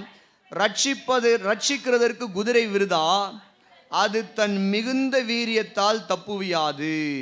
அல்லேலூயா. தமக்கு பயந்து தமது கிருபைக்கு காத்திருக்கிறவர்களின் ஆத்துமாக்களை மரணத்துக்கு விலக்கி விடுவிக்கும், பஞ்சத்தில் அவர்களை உயிரோட காக்கும் கர்த்தருடைய கண்கள் அவர்கள் மேல் நோக்கமாக இருக்கிறது. அல்லேலூயா சொல்லுங்க. நீதிமொழிகளில் பக்தன் எழுதுறார், குதிரை யுத்த நாளுக்கு ஆயத்தமாக்கப்படும், ஜெயமோ யாரால வரும்? யாரால வரும்? கர்த்தரால தான் வரும். அப்ப கவனிங்க, ரெண்டாவது, கர்த்தரை சார்ந்து கொண்டிருக்கிறவர்கள்.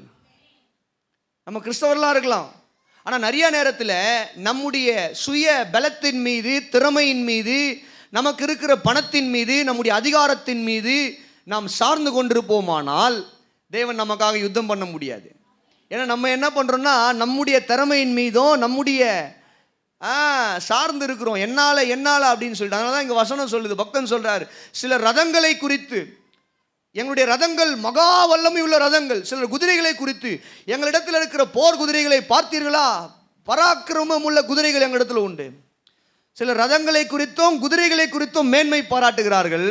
ஆனால் நாங்கள் என்ன பண்ண மாட்டோம்னா, எத்தனை ரதங்கள் எங்களுக்கு இருந்தாலும், எத்தனை குதிரைகள் எங்களுக்கு இருந்தாலும் எங்களுக்கு நல்லாவே தெரியும், ரதங்கள் ஒரு மனிதனை தப்புவிப்பதில்லை, குதிரைகள் ஒரு மனிதனுக்கு யுத்தத்தில் வெற்றியை கொண்டு வருவதில்லை. எந்த ஒரு ராஜாவும், நல்லா கவனிங்க, எந்த ஒரு ராஜாவும் சேனையின் மிகுதியால் அவன் என்ன பண்ணப்படுவதில்லையா? வெற்றி பெறுவதில்லை. ஆமென். கர்த்தர் யுத்தத்தில் வெற்றியை கொண்டு வருகிறார். குதிரை யுத்த நாளுக்கு ஆயத்தமாக்கப்படலாம், குதிரை யுத்த நாளுக்கு ஆயத்தமாக்கப்படலாம். ஆனால் ஜெயம் எங்க இருந்து வருதுன்னா கர்த்தரிடத்திலிருந்து வருகிறது. நல்ல ஒரு அல்லேலூயா சொல்லுங்களேன், சத்தமா சொல்லுங்க. மீதியானுடைய படையை எதிர்க்க ஆயிரமான ஜனங்களை கூடி வந்தார்கள், இஸ்ரவேலினுடைய சேனை. ஆனால் கடைசியில் கர்த்தர் எத்தனை பேர் தெரிந்து கொண்டார்? வெறும் 300 பேர்.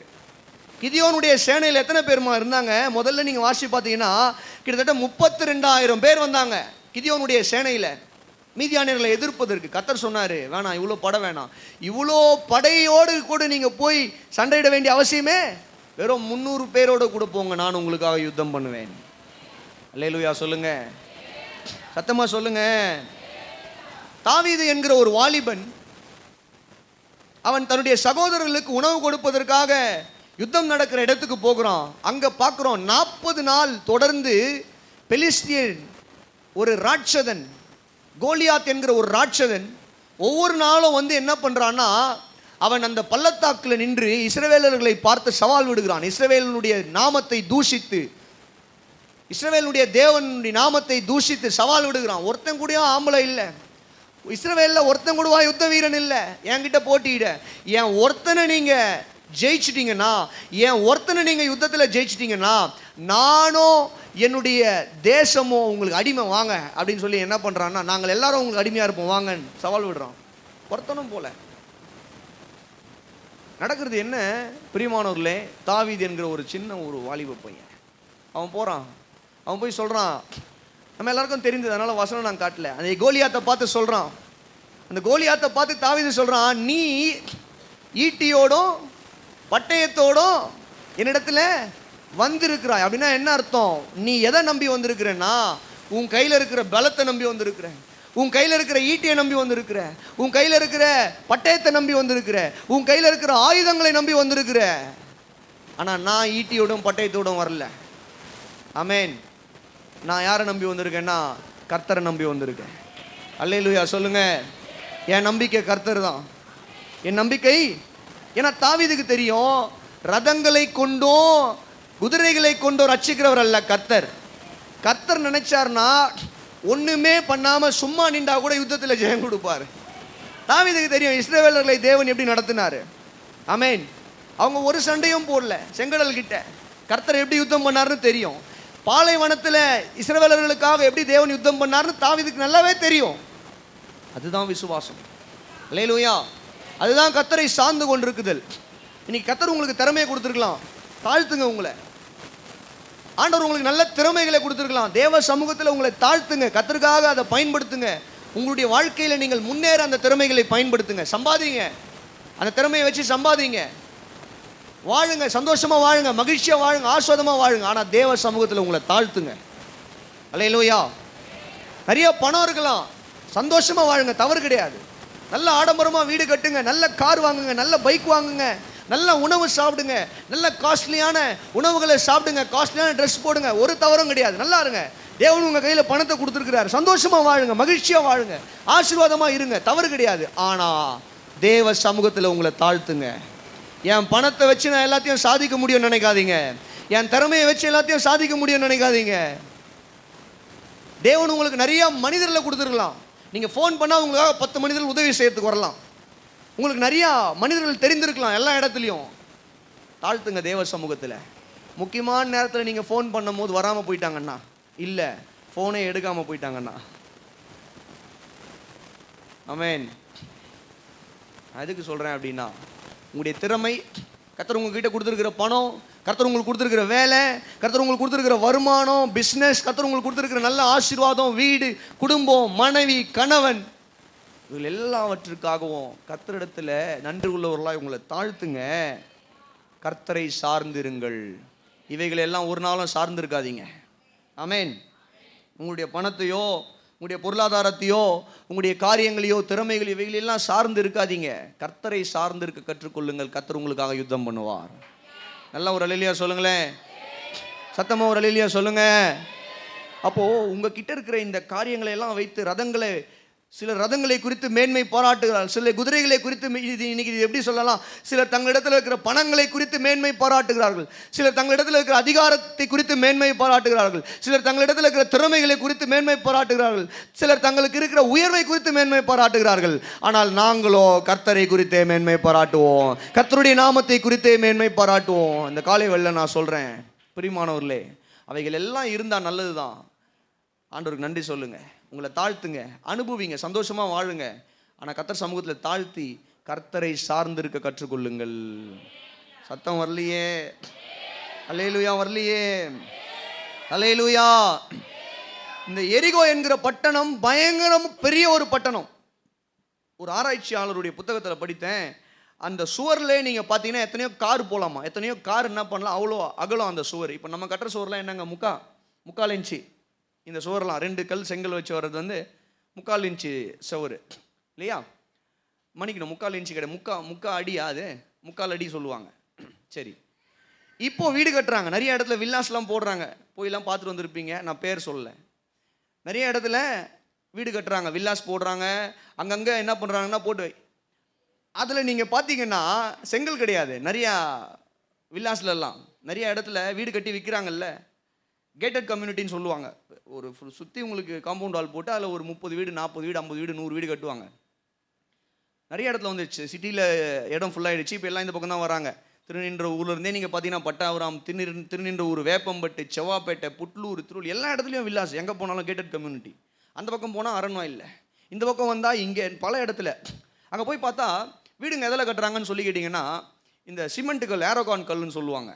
செங்கல் கிடையாது, ஆரோகான் கல்லுன்னு சொல்லுவாங்க. சிமெண்ட் கல் பெருசாக வரும் பாருங்க, அதில் கட்டுறாங்க.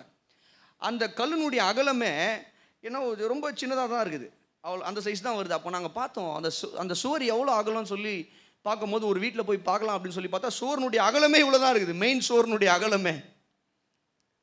அகலமே அவ்வளோதான். 10 வருஷத்துக்கு அப்புறம்லாம் அப்பளம் நொறுங்குற மாதிரி நொறுங்குமா என்னான்னு சொல்லி தெரில. எதுக்கு சொல்கிறேன்னா, இப்போ நம்ம கட்டுற சுவர்லாம் செங்கலில் கட்டுறோம், 2 செங்கல் வைக்கிறோம், அது 3/4 அடி. பில்லர் போடுறோம், பெரிய பில்லர் போடுறோம், தேவையான அளவு உள்ள கம்பிகளை கொடுக்கும் போது என்ன பண்ணுறோம், கேஜ் 10 mm, 12 mm, 16 mm. இப்போ சர்ச்சு கட்டும் போதெல்லாம் 16 mm போட்டோம். ஃப்யூச்சரில் நமக்கு தேவைன்னா டெவலப் பண்ணலாம், மேலே ஏற்றலாம் அப்படின்னு சொல்லிட்டு. அப்போது சின்ன சுவர், அது நம்ம வைக்கிறது 3/4 அடி சுவர் இல்லையா? அந்த எதுக்கு நான் சொல்கிறேன்னா, அந்த சுவர் தான், அந்த பில்லரும் அந்த சுவரும் தான் ஒரு வீட்டினுடைய பலத்தை என்ன பண்ணுதுன்னா காட்டுகிறதா இருக்கிறது. இப்போ இந்த சுவர் வீக்காக இருந்ததுன்னா, டம்மியான கல்லில் கட்டுறாங்க வச்சுக்கோங்களேன், 10 வருஷத்துக்கு அப்புறம் நம்ம என்ன பண்ணோம்னா திரும்ப அதை ரீஒர்க் பண்ணணும். நீங்கள் ஒரு 30 வருஷத்துக்கு முன்னாடி வீடு கட்டினவங்க எல்லாம் பாருங்களேன், மெத்த வீடு கட்டினவங்க இருப்பாங்க, 20 வருஷம் 25 வருஷம். அந்த வீடுங்கள்லாம் இன்றைக்கி கூட பயங்கர ஸ்ட்ராங்காக இருக்கும். பில்லரே போட்டிருக்க மாட்டாங்கங்க, அந்த வீடு பில்லரே இருக்காது, வெறும் டம்மி காலம் போட்டு சுவரை தான் கட்டியிருப்பாங்க. அவ்வளோ ஸ்ட்ராங்காக இருக்கும். காரணம் என்னென்னா, அவங்க பயன்படுத்தி இருக்கிற செங்கலும் சிமெண்ட்டும் மணலும் அவ்வளோ தரமாக பயன்படுத்தியிருப்பாங்க. அப்போது நான் என்ன சொல்ல வரேன்னா, இந்த எரிகோவை கோட்டையினுடைய மதில்கள் பார்த்தீங்கன்னா இப்படி இந்த சைஸு கிடையாது, இந்த சைஸு கிடையாது. எத்தனையோ காருங்க போகலாமா, எத்தனையோ காரு, அது நம்பர்ஸ் கவுண்ட் நான் மறந்துட்டேன். அத்தனை கார்கள் போகக்கூடிய அளவுக்கு பெரியதான ஒரு சுவர், அவ்வளவு பெரிய சுவர் அந்த பட்டணத்தை சுற்றிலுமே இருக்கு. எவ்வளவு பெரிய சுவர், அதை மனிதர்களால் இடிச்சு தள்ள முடியுமா? ஆண்டவர் சொல்றாரு, ஒரு நாளும் போயிட்டு ஒரு தடவை அமைதியா வாயை மூடிட்டு சுத்திட்டு வரணும். 6 நாள் பேச்சே பேசக்கூடாது. ஸ்தோத்திரம், அல்லேலூயா இதெல்லாம் ஒன்றும் இருக்கக்கூடாது. 6 நாள் போறீங்க. எப்போ நடக்குது இது? சேனையின் அதிபதி யோசுவாவை பார்த்தாரு பார்த்தீங்களா? அதை பார்த்துட்டு அடுத்த தடவை சொல்லி அனுப்புறாரு. போயிட்டு 6 நாளும் என்ன பண்ண போறீங்கன்னா, மூச்சு பேச்சு இருக்கக்கூடாது, சைலண்டாக சுற்றிட்டு வரணும். 7வது நாள் 7 தடவை சுற்றணும். 6 தடவை சுற்றி 7வது தடவை சுற்றி நீங்கள் முடிக்கும் போது யோசுவா ஜனங்களை பார்த்து ஆர்ப்பரின்னு சொல்லணும். ஜனங்கள் எல்லாம் ஆர்ப்பரிக்கணும், கர்த்தர் உங்களுக்காக இந்த எரிகோவை விழ பண்ணுவார். அல்லேலூயா. நல்ல ஒரு அல்லேலூயா சொல்லுங்களேன். ஜனங்களும் அதே மாதிரி போனாங்க. 6 நாள் அமைதியாக போயிட்டு சுற்றிட்டு என்ன பண்ணுவாங்க, பாளையத்தில் உட்காந்துருவாங்க, சாப்பிட்டு ரெஸ்ட் எடுத்துருவாங்க. 2வது நாள் அதே மாதிரி போவாங்க. 3வது நாள் 4, 5, 6, 7வது நாள் வந்தது. எல்லாம் கிளம்புனாங்க. உடன்படிக்கை பெட்டி எல்லாத்தையும் எடுத்து ஆயத்தப்படுத்திட்டு போகிறாங்க. 6 தடவை அமைதியாக போய் சுற்றிட்டு வந்தாங்க. 7வது தடவை சுற்றுறாங்க. யோசுவா சொல்கிறான், ஜனங்கள்லாம் ஆர்ப்பரியுங்கள் என்று சொன்னோன்னே ஜனங்கள் எல்லாரும் ஆர்ப்பரிக்கிறாங்க. நடந்தது என்னன்னு சொல்லி கேட்டிங்கன்னா, அவ்வளவு பெரிய மகா வல்லமை உள்ள எரிகோவின் சுவர்களை கர்த்தர் என்ன பண்ணாருன்னு சொல்லி கேட்டிங்கன்னா, அவர் தகர்த்து போட்டார். அல்லேலூயா சொல்லுங்களேன். What a mighty God we have. எவ்வளோ வல்லமை உள்ள கர்த்தர் பாருங்களேன். நான் எதுக்காக இதை சொல்கிறேன்னு சொல்லி கேட்டிங்கன்னா, ஜனங்கள் அங்கே போய் என்ன பண்ணலன்னா, ஒரு சுத்தி எடுத்து கூட அந்த சுவர் அடிக்கிறதுக்கான வேலையை பார்க்கல. ஒரு கெடப்பாறை எடுத்து அந்த சுவர் உடைக்கிறதுக்கான வேலையை பார்க்கல. ஜேசிபியை வச்சு தள்ளலாம்லாம் முயற்சி பண்ணல அவங்க. நீங்கள் பாருங்கள், அவர்கள் கர்த்தருடைய வார்த்தைக்கு கீழ்ப்படிந்து நடந்தார்கள். Active faith and obedience. கர்த்தருடைய வார்த்தையை விசுவாசித்து கீழ்ப்படிந்து நடந்தார்கள். இந்த காலை வேளை நான் சொல்கிறேன், கர்த்தரை சார்ந்திருப்பது என்றால் என்ன? என்னாலும் தேவனை விசுவாசித்து அவருக்கு செவி கொடுத்து நடப்பது தான் கர்த்தரை சார்ந்திருப்பது. அல்லேலூயா. என்னாலும் கர்த்தரை விசுவாசித்து அவருடைய வார்த்தைக்கு செவி கொடுத்து அவர் காட்டுகிற வழியில் அவருடைய உபதேசங்களில் நடப்பது தான் கர்த்தரை சார்ந்திருப்பது. அல்லேலூயா சொல்லுங்க, சத்தமா சொல்லுங்க. ஆமென். கர்த்தர் உங்களுக்காக யுத்தம் பண்ணுவார். கர்த்தரை சார்ந்து கொள்ளுங்கள். ஒரு அல்லேலூயா சொல்லுங்களேன்.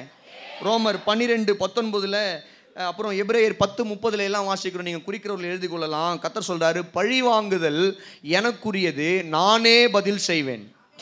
நீங்கள் என்ன பண்ணாதீங்க, போயிட்டு முட்டிக்கிட்டு நிற்கிறதுக்காக போகாதீங்க. நீங்கள் போய் யுத்தம் பண்ணாதீங்க. நான் சொல்கிறேன் பாருங்க, நீங்கள் யுத்தம் பண்ணினீங்கன்னா கர்த்தர் உங்களுக்காக யுத்தம் பண்ண மாட்டார். நான் எப்பவுமே சொல்லுவேன், அவர் சும்மா இருந்துருவார். இப்போது நீங்கள் போயிட்டு யுத்தம் பண்ணீங்கன்னா ஆண்டவர் உங்களுக்காக என்ன பண்ண மாட்டார்? யுத்தம் பண்ண மாட்டார். ஆமாம், பண்ண மாட்டார். இப்போ என்னை யாரோ ஒருத்தவங்க ஏதோ சொல்கிறாங்க, திட்டுறாங்க, எனக்கு விரோதமாக ஏதோ ஒன்று பண்ணுறாங்க வச்சுக்கோங்க.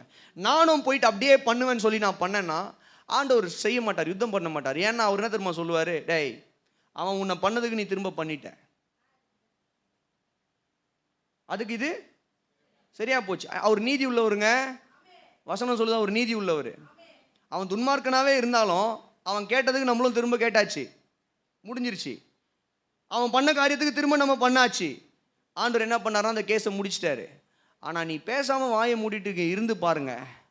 நீங்கள் பேசாமல் ஆண்டவர் இடத்துல அந்த கேஸை விட்டுட்டு போய் பாருங்க. ஆண்டவரே நீர் வழக்காடுங்க, நீங்கள் பார்த்துக்கோங்க. ஆண்டவரே நீங்கள் காரியங்களை பார்த்துக்கோங்க. நான் என்ன பண்ணுறேன்னா, மனதார அவர்களை மன்னிக்கிறேன், அவர்களுக்காக ஜெபிக்கிறேன், அவர்களை ஆசீர்வதிக்கிறேன். விட்டுட்டு நீங்கள் விலகி போங்க. அதை தாவீது பண்ணான். எத்தனையோ தடவை சவுல் தாவீதை கொல்வதற்கு வந்தான். எத்தனையோ தடவை சவுல் தன்னுடைய சொந்த மருமகன் தாவீதை கொலை செய்வதற்கு எவ்வளோ காரியம் பண்ணாங்க. தாவீது ஒன்றுமே பண்ணல. ஒவ்வொரு தடவையும் மன்னித்து அந்த காரியத்தை விட்டுட்டு விலகி போனான். கர்த்தர் தாவீதுக்காக யுத்தம் பண்ணினார். ஆண்டவர் இந்த காலை வேளையில சொல்றார், கர்த்தரை சார்ந்து இருக்கிறதுனா என்னன்னா, உங்களுடைய திறமையை வச்சு, உங்களுடைய பலத்தை வச்சு, உங்களுடைய பணத்தை வச்சு யாரையும் பழி வாங்கலாம்னு நினைக்காதீங்க. வசனமே சொல்லுது. என்ன சொல்லுதுன்னா, நீ பிறரை பழி வாங்குறதுக்கு என்ன பண்ணாதன்னு சொல்லி கேட்டீங்கன்னா, தெரியாதே, வேணாம். உங்களுக்குள்ள இன்னைக்கு இந்த காலை வேளையில யாருக்குள்ளேயாவது பழி வாங்குற எண்ணம் உங்களுக்குள்ள இருக்குதா? நான் சொல்றேன் பாருங்க, பழி வாங்குற எண்ணம் உங்களுக்குள்ள இருந்ததுன்னா நீங்க கர்த்தரை சார்ந்து இல்லை. நீங்கள் உங்கள் திறமையோ உங்களுடைய பணத்தையோ உங்களுடைய அதிகாரத்தையும் வச்சு நான் பழி வாங்காமல் விட மாட்டேன் அப்படின்னு நீங்கள் என்ன பண்ணுறீங்கன்னா, உங்களுடைய சுயத்தை சார்ந்து இருக்கிறீங்க. திறமை இருக்கட்டும், பழி வாங்கிறதுக்கு தேவையான திறமை இருக்கலாம், அதிகாரம் இருக்கலாம், பணம் இருக்கலாம், எல்லாமே இருக்கலாம். ஆண்டவரே இருந்தாலும் நான் அதை பண்ண மாட்டேன். பழி வாங்குதல் எனக்குரியதல்ல, அது உமக்குரியது. நான் அதை செய்யலை. நீங்கள் என்ன சொன்னீங்க? சத்துருக்களை சிநேகினீங்க, அவங்களுக்காக ஜெபம் பண்ண. நான் ஜெபம் பண்ணுறேன், அவன் மனம் திரும்பட்டும். நான் ஜெபம் பண்ணுறேன், அவன் ஆஸ்வாதமாக இருக்கட்டும். நான் ஜெபம் பண்ணுறேன், அவனுடைய பிள்ளைகள் திருந்துட்டோம். அல்லேலூயா. ஜெபம் பண்ணிட்டு வேலைக்கு போய் பாருங்க, அவங்க திருந்தாத அதே வேலையை பண்ணிகிட்டே இருந்தாங்கன்னா கர்த்தர் போடுவார் ஒன்று. அல்லேலூயா, ஆமென். பாருங்க, பிரசங்கத்தில் நம்ம லாங்குவேஜ் வந்துருச்சு, பேசினே இருக்கும் போது டக்குன்னு. அவன் என்ன சொல்கிறேன்னு சொல்லிக்கிட்டீங்கன்னா, கர்த்தர் யுத்தம் பண்ணுவார். கடைசியாக சொல்லி முடிச்சிடுறேன். சங்கீதம் 35:1 சிம்பிளாக முடிச்சிடுறேன். இது நிறைய தடவை நான் பேசிட்டதுனால. கர்த்தாவே, நீர் வழக்காளிகளோடு வழக்காடி என்னோடு யுத்தம் பண்ணுகிறவர்களோட யுத்தம் பண்ணும். தாவீது ஜெபம் பண்ற. என்ன சொல்றேன்? ஆண்டவரே, என் வழக்காளிகளோடு கூட நீங்க வழக்காடி என்னோடு கூட யுத்தம் பண்ணுகிறவர்களுக்காக நீங்க என்ன பண்ணுங்க? யுத்தம் பண்ணுங்க. இந்த காலை வேளையில சொல்றேன், முதல்ல கர்த்தர் யாருக்காக யுத்தம் பண்ணுகிறார்? தம்முடைய ஜனங்களுக்காக யுத்தம் பண்ணுகிறார். கர்த்தர் யாருக்காக யுத்தம் பண்ணுகிறார்? கர்த்தரை சார்ந்திருக்கிறவர்களுக்காக யுத்தம் பண்ணுகிறார். கர்த்தர் யாருக்காக யுத்தம் பண்ணுகிறார்? தம்மை நோக்கி கூப்பிடுகிறவர்களுக்காக யுத்தம் பண்ணுகிறார். அல்லேலூயா, அல்லேலூயா. உங்களுடைய சூழ்நிலையில யாரை போய் உதவிக்கு கூப்பிடுறது தெரியல, எங்க போய் சப்போர்ட்டை கேட்கறதுன்னு தெரியல, நீங்க செஞ்சுக்கிறீங்களா? நான் சொல்றேன், இந்த காலை வேளையில தாவீது ஜெபம் பண்றதை கத்துக்கோங்க. ஆண்டவரே, என் வழக்காளிகளோட நாம் போய் வழக்காடுறதுக்கு என் வாயில வார்த்தை கூட நான் கேட்கல. என் வழக்காளிகளோட நீர் வழக்காடுங்க. என்னோடு கூட யுத்தம் பண்ணுகிறவர்களோடு கூட நீர் யுத்தம் பண்ணுங்க ஆண்டவரே. ஜெபித்தான். இந்த காலை வேளையில நீங்க ஜெபித்து பாருங்க, கர்த்தர் உங்களுக்காக உங்கள் பட்சத்தில் யுத்தம் செய்வார். யோசபாத்துக்கு ஒரு சூழ்நிலை வந்தது. 3 ராஜாக்கள் சேர்ந்து அவனுக்கு விரோதமாக யுத்தத்துக்கு வந்தாங்க.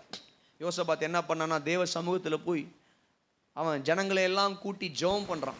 ஆண்டவரே, நீங்கள் சொல்லியிருக்கிறீங்களே, இந்த ஆலயத்தில் வந்து உம்மை நோக்கி கூப்பிடும் பொழுது, உம்மை நோக்கி விண்ணப்பம் பண்ணும் பொழுது, அப்பா பதில் கொடுப்பேன்னு சொல்லியிருக்கிறீங்களே, பதில் கொடுங்க. அங்கேயும் பாருங்க, கத்தி இன்றி ரத்தம் இன்றி யுத்தம் ஒன்று நடக்குது. யோசபாத்து ஜெபம் பண்ணிட்டு சேனையை நிறுத்திட்டு சேனைக்கு முன்னாடி என்ன பண்றான்னா, பாடகர்களை அனுப்புறான், ஆராதனை வீரர்களை. அதுக்கு தான் ஆராதனைக்கு சீக்கிரமா வாங்க, பாட்டு பாடுற நேரம்லாம் வல்லமையுள்ள நேரம், ஆண்டவர் மகிமைப்படுற நேரம், தம்முடைய வல்லமையை வெளிப்படுத்துற நேரம்னா எங்க கேட்குறீங்க?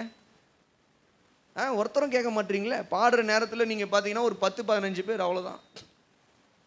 ஒரு அல்லேலூயா சொல்லுங்க. எதுக்கு இந்த அல்லேலூயா? எதுக்கு இந்த அல்லேலூயா? லேட்டாக வந்ததுக்கா? இனிமே வர்றணும். நீங்க இனிமே சீக்கிரமா சொல்லுங்க, இனிமே சீக்கிரமா வரும். ஒரு அல்லேலூயா. கர்த்தரை பாடுவோம், ஒரு அல்லேலூயா. கர்த்தரை ஆராதிப்போம், ஒரு அல்லேலூயா. தேவநாமம் மகிமைப்படுவதாக. அப்போ கர்த்தர் என்ன பண்றாராம், அவர்களுக்குள்ளேயே 3 ராஜ்யங்கள் வந்தாங்க பார்த்தீங்களா, அவர்களுக்குள்ளேயே மிஸ் அண்டர்ஸ்டாண்டிங் வர வச்சாரு. சில நேரத்தில் நான் பார்த்துருக்கேங்க, மனிதர்கள் உங்களுக்கு விரோதமாக செயல்படும் போது நீங்கள் ஒன்றுமே பண்ணாதீங்க. நல்லா எழுதி வச்சுக்கோங்க, ஒன்றுமே பண்ணாதீங்க, அமைதியாக இருங்க. காது கேட்காதவன் எப்படி இருப்பான்? காது கேட்காதவன் ஒன்றுமே நடக்காத மாதிரி இருப்பான். வாய் பேச முடியாதவன் எப்படி இருப்பான்? நீங்கள் ஊமை செவிடன் நினச்சிக்கோங்க உங்களை. நான் ஊமை அமைதியாக இருக்கிறேன், நான் செவிடன் அமைதியாக இருக்கிறேன், நீ பாரு என்ன நடக்குதுன்னு.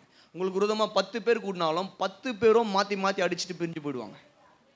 அல்லேலூயா. உங்களுக்கு விரோதமாக 5 பேர் கூட்டினாலும் 10 பேர் கூட்டினாலும், நீங்கள் ஆசாவுனுடைய சம்பவத்தை வாசித்து பார்த்தீங்கன்னா, நேரம் இல்லை, 2 நாளாகவும் குறிக்கிறவங்க நீங்கள் குறித்து கொள்ளுங்க. 2 நாளாகவும் 14வது அதிகாரத்தின் 11வது வசனம், 10 லட்சம் பேர் வந்தாங்களாம் ஆசாவுக்கு விரோதமாய். எத்தனை பேருங்க?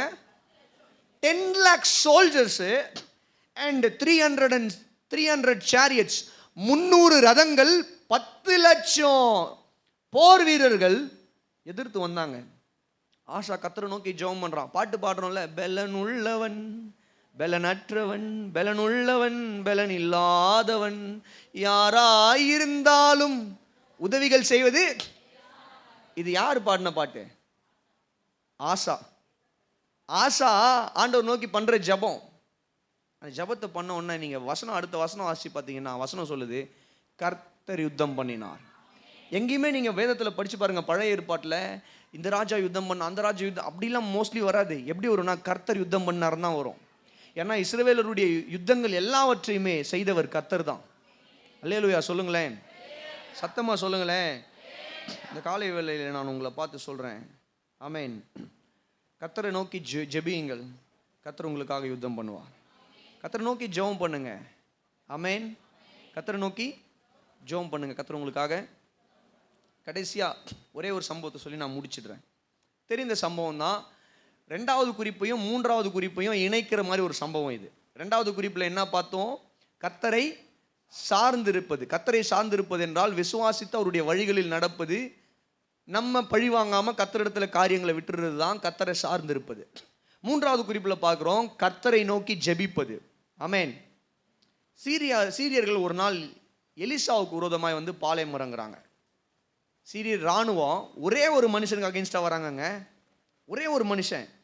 ஏன்னா இந்த சீரிய இராணுவம் இஸ்ரவேலர்களை பிடிக்கலாம்னு நினைக்கும் போதெல்லாம், ஏதாவது பண்ணலாம்னு நினைக்கும் போது எல்லாமே எலிசா என்ன பண்ணுறாருன்னா, அவருடைய ஞான திருஷ்டினால அவர் என்ன பண்ணுறாருன்னா ராஜாவை எச்சரிக்கிறார். இங்கே பாளையம் இறங்குவாங்க, நீங்கள் அந்த பக்கம் போகாதீங்க, திட்டங்களை ஏற்படுத்துங்க. சீரியர்களுடைய திட்டங்கள் எல்லாம் தோற்றுக்கொண்டே இருக்குது. அப்போ கேட்குற ராஜா, என்னடா இது, நம்ம எவ்வளோ திட்டம் போடுறோம், ஒன்றும் நடக்க மாட்டேங்குது. ஒன்றும் இல்லை, அந்த தேசத்தில் ஒரு தீர்க்கதரிசி இருக்கான். அந்த தீர்க்கதரிசி நீங்கள் பள்ளி அறையில் பெட்ரூமில் பேசுறது கூட ஒரு தீர்க்கதரிசனமாக சொல்லுவார். அப்படின்ன உடனே அப்போன்னா அவன் எங்கே இருக்கான்னு சொல்லி பாருங்க. தோத்தானில் இருக்கிறான். படையை அனுப்பு, எலிசாவை பிடிச்சிட்டு வாங்க. ஒரே ஒருத்தனை பிடிக்கிறதுக்கு நல்லா கவனிங்க, சீரியர்களுடைய இராணுவம் கடந்து வருது. எல்லாம் வெளியே வந்து நின்று பார்க்கும்போது காலையில் எலிசாவுடைய வேலைக்காரன் பார்த்து, ஐயோ எஜமானனே எஜமானனே, நமக்கு விரோதமாக என்ன பண்ணிருக்கிறாங்கன்னா சீரியர்கள் வந்து பாளையம் இறங்கி இருக்கிறாங்க. எலிசா சொல்கிறாரு, வெயிட் பதறாத ஆண்டவரே, இவனுடைய கண்களை திறந்து கொடுங்கன்ன உடனே இந்த பக்கம் மலையில் பார்த்தா அக்கினிமயமான ரதங்களுடைய ஒரு சேனை எலிசாவுடைய பட்சத்தில் இறங்கி இருக்குது. ஆமென். சத்தமாக சொல்லுங்க. அக்கினிமயமான ரதங்களுடைய சேனை இறங்கி இருக்குது. இதை நான் சொல்லியிருக்கிறேன். சூப்பர் புக்னு ஒரு அனிமேஷன் வீடியோஸ் இருக்குது. சின்ன பசங்க பார்க்கக்கூடிய பைபிள் ஸ்டோரி சூப்பர் புக் அப்படின்னு சின்ன பிள்ளைங்களுக்கு காட்டுங்க, ஒன்றும் தவறு கிடையாது. அதுங்க உட்காந்து ஏதோ ஷார்ட்ஸ் பார்த்துட்டு சினிமா பாட்டு பாடிட்டு ஆடிட்டு இருக்கிறத விட இந்த மாதிரி கார்ட்டூன் பாருங்கள். என் பையன் பார்ப்பான். அதில் ஒரு நாள் உட்காந்து இதை நான் பார்க்குறேன். எலிசாவுடைய ரொம்ப ஆச்சரியப்பட்டேன். எனக்கு பிடிச்ச ஒரு ஸ்டோரியே அந்த சூப்பர் புக் ஸ்டோரியில் இந்த எலிசா ஸ்டோரி தான். அடிக்கு நான் ஒரு 10 தடவைக்கு மேலே பார்த்துருக்குறேன். அதை போட்டு பாருங்களேன், நீங்கள் தமிழ்லேயும் இருக்குது, போட்டு பாருங்கள். ரொம்ப ஆச்சரியமாக இருந்தது. அத்தனை சேனைகளும் வந்து இறங்கி இருக்குது பாருங்க. இப்போ எலிசா என்ன பண்ண ஜெபம் பண்ணுறாரு, ஆண்டவரே இவர்களுடைய கண்கள் குருடாகும்படி செய்யும்.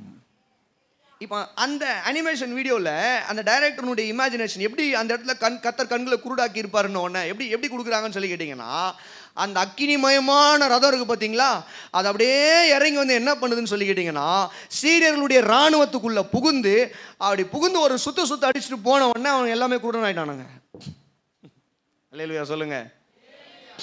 கர்த்தர் என்ன பண்ணுறாருன்னு சொல்லி கேட்டிங்கன்னா குருடாக்குனார். யார் குருடாக்குனதுன்னா கர்த்தர் குருடாக்குனார். அந்த இடத்துல டைரக்டருடைய ஒரு இமேஜினேஷன் என்னன்னா, அந்த அக்கினிமயமான கர்த்தர் எப்படி அவருடைய கண்களை குருடாக்கி இருப்பாரு. கர்த்தருடைய சேனை அந்த ஒரு வினாடி பொழுதுல சீரியர்களுடைய சேனைக்குள்ள இப்படி பூந்து அப்படி போன உடனே இவனுங்க எல்லாம் கண்ணு.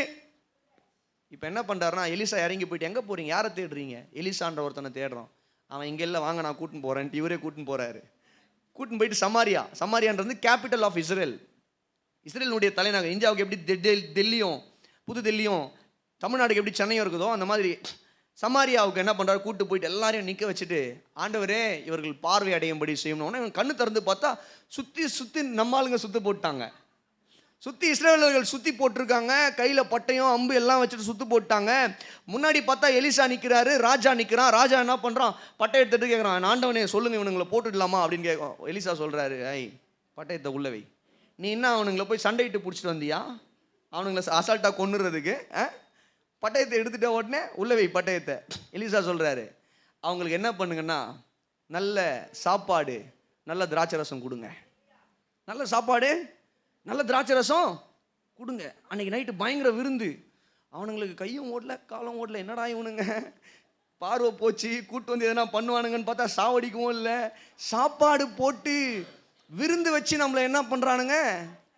அப்போது கவனிங்க, அதனுடைய அர்த்தம் என்ன?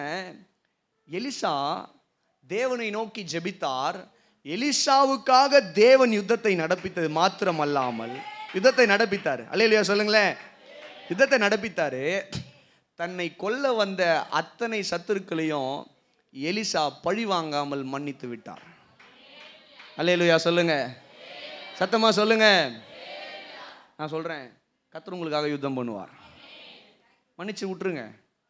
அல்லேலூயா. கர்த்தர் உங்களுக்காக யுத்தம் பண்ணுவார். forgive them, let them go. மன்னிச்சு விட்டுருங்க. வசனம் சொல்லுது, அதுக்கப்புறம் சீரியர்கள் இஸ்ரவேலருடைய பக்கம் வரவே இல்லையாம். எப்படி வருவான்? அவன் கண்ணு முன்னாடி வந்து போவாது இதெல்லாம். அல்லேலூயா சொல்லுங்க, சத்தமா சொல்லுங்க. நல்ல காலை வேளையில் தேவன் உங்களோடு கூட பேசுகிறார். Lord will fight for you. தேவன் உங்களுக்காக யுத்தம் பண்ணுவார். ஆமென். நீங்கள் அவருடைய பட்சத்தில் இருக்கிறீங்களா அப்படின்றது தான் கேள்வி. அவருடைய பட்சத்தில் அவரை சார்ந்திருங்க, அவரை நோக்கி கூப்பிடுங்க. கர்த்தர் உங்களுடைய வாழ்க்கையில் பெரிய காரியங்களை செய்வார். ஜெபிப்போம். பிதாவே, உம்முடைய வார்த்தைகளுக்காக நன்றி. அடியனை கொண்டு கர்த்தர் நீர் பேசினீர். எத்தனையோ பிரச்சனைகள்ப்பா எங்கள் வாழ்க்கையில், எத்தனையோ கஷ்டங்கள் ஆண்டவரே, எத்தனையோ விதமான மனிதர்களுடைய பொல்லாத காரியங்கள் நிமித்தம் நாங்கள் சோர்ந்து போயிருக்கிறோம். எங்களுடைய வேலை ஸ்தலத்தில், எங்களுடைய பிள்ளைகள் படிக்கிற இடத்துல, நாங்கள் வசிக்கிற பகுதியில் ஆண்டவரே, எங்களுடைய தொழில் பிஸ்னஸில், எங்களுடைய உறவினர்கள் மத்தியில், எங்களுடைய சொத்து விஷயங்களில், எல்லா காரியங்கள்லையும் பிசாசு சாத்தானானவன் ஆண்டவரே எதிரிகள் மூலமாக எங்களை தகப்பனே பல நிந்தனைக்குள்ளாக நடத்தி கொண்டிருக்கிறானே. சில அவமானமான வார்த்தைகள், கீழ்த்தரமான வார்த்தைகளை எங்களுக்கு விரோதமாய் பேசுகிறார்களே ஆண்டவரே, எங்களை அவமானப்படுத்துகிற வண்ணமாய் நடந்து கொள்ளுகிறார்களே. ஆனால் நாங்கள் அத்தனை பேரையும் இந்த காலை வேளையில மன்னித்து விடுகிறோம். எல்லாம் ஜெபம் பண்ணுங்க, அறிக்கை. ஆண்டவரே, நாங்கள் அத்தனை பேரையும் மன்னிக்கிறோம். எங்களுக்கு விரோதமாய் பேசின, எங்களுக்கு விரோதமாய் காரியங்களை நடப்பித்த அத்தனை பேரையும் இயேசுவின் நாமத்திலே நாங்கள் மன்னிக்கிறோம். பழி வாங்குதல் எங்களுக்குரியதல்ல ஆண்டவரே. நாங்கள் பழி வாங்குறதுக்காக இந்த பூமியில வாழல, நாங்கள் பழி வாங்கல. அப்படிப்பட்ட எண்ணத்தை எங்களுக்குள்ள இருந்து கர்த்தர் எடுத்து போடுங்க. தேவ ஆவியானவர் எடுத்து போடுவீராக. நாங்கள் பழி வாங்கல. கர்த்தரானா எங்களுக்காக யுத்தம் பண்ணுங்க.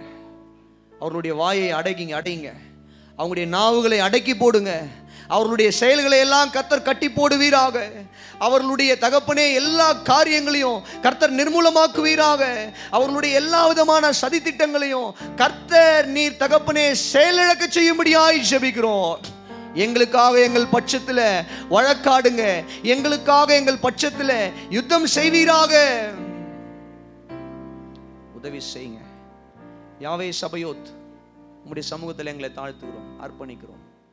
இயேசுவின் மூலம் எங்கள் நல்ல பிதாவே. நல்ல ஒரு அல்லேலூயா சொல்லுவீங்களா? சத்தமா சொல்லுவீங்களா?